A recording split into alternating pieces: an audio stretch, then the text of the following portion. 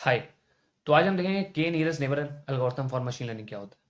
तो नाम से ही क्लियर है, कौन नियर है नेबर, मतलब आपके जो नेबर हैं, आपके पड़ोसी जो आपके नियर हैं, उसी के हिसाब से आप डिसीजन लेते हैं। इस एल्गोरिथम में भी यही है और रियल लाइफ में भी यही होता है। ठीक है, तो आपके पास मान लो डेटा है, एक कॉलम है आपके पास जीन 1, एक कॉलम है आपके पास जीन 2। ठीक है, और एक कॉलम है जिसे हम टारगेट वेरिएबल कह रहे हैं, कैंसर प्रेजेंट। ठीक है, मतलब दो इनपुट कॉलम है आपके पास, ये दो इनपुट कॉलम है, मतलब 2D डेटा है, और एक आउटपुट कॉलम है। आउटपुट कॉलम क्या है? 0 1 0 1 0 1। ठीक है, मतलब कि क्लासिफिकेशन टाइप का है। और जो के नियरेस्ट नेबर है वो क्लासिफिकेशन के लिए भी होता है और रिग्रेशन के लिए भी होता है, दोनों प्रॉब्लम इसमें सॉल्व कर सकते हैं। तो 0 मतलब पेशेंट हेल्दी है, 1 मतलब पेशेंट डिजीज है, उसको हेल्दी नहीं है। तो यही हम प्रिडिक्ट करेंगे यहाँ पे।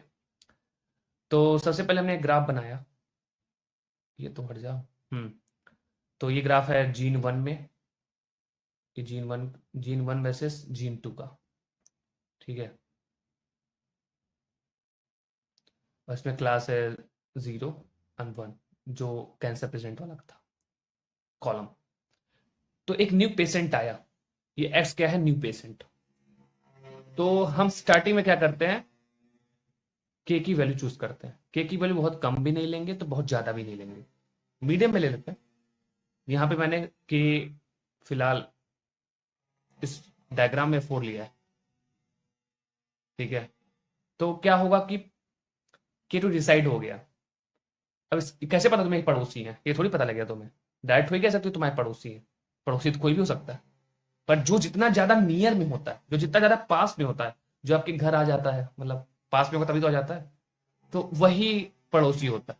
तो पड़ोसी कैसे जानेंगे? इस एक्स से सारे पॉइंट की दूरी निकालेंगे, इक्विलिडियन डिस्टेंस निकालेंगे। ठीक है, हर एक पॉइंट का, हर एक पॉइंट का। उसके बाद उस पॉइंट जो भी इक्विलिडियन डिस्टेंस सबका निकल जाएगा लाइन से, उन सबको सॉर्ट कर देंगे। तो सबसे जो क्लोजेस्ट पॉइंट होंगे सबसे टॉप पे आ जाएंगे। और मान लो हमने 4 ही लिया है तो 4 ही कंसीडर करेंगे। फिर इन चारों का हम क्लास देखेंगे कि ये 0 को बिलोंग करता है कि 1 को बिलोंग करता है। तो यहाँ पे सीधा सीधा दिख रहा है, हट जा भाई। हाँ, सीधा सीधा दिख रहा है ये क्लास 1 को बिलोंग करता है। ठीक है, तो मेजोरिटी चेक करते हैं इसमें, क्योंकि मेजोरिटी क्या है? 1 की ही है। पहला भी पॉइंट 1 का है, दूसरा भी, तीसरा भी, मतलब क्लोजेस्ट वाले। तो चारों पॉइंट 1 के हैं, तो मेजोरिटी वाला जो रूल है अप्लाई होता है। तो पता चलता है यूनि पेशेंट 1 है, मतलब पेशेंट डिजीज है पेशेंट को। अगर मान लो पॉइंट में आए होते ये इतने, तो आप देखो कि मेजोरिटीज में क्या है, मतलब ये क्लोजेस्ट पॉइंट है। मानने को कह रहा हूं, अभी तो सॉल्व हो गया कैसे होता है।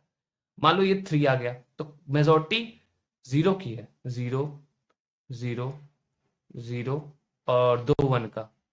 तो मेजोरिटी 0 की है, तो इसलिए हम 0 क्लास मान लेंगे। अगर मान लो, इसको मिटा देते हैं थोड़ा सा।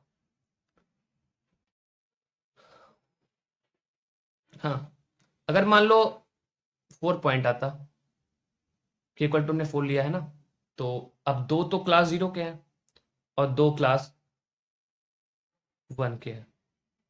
ठीक है, ये 1 का, इसको 1 बना था लेकिन मैंने 0 बना दिया। ठीक है, तो हमें तो डायरेक्ट चूज कर लेंगे कोई एक क्लास।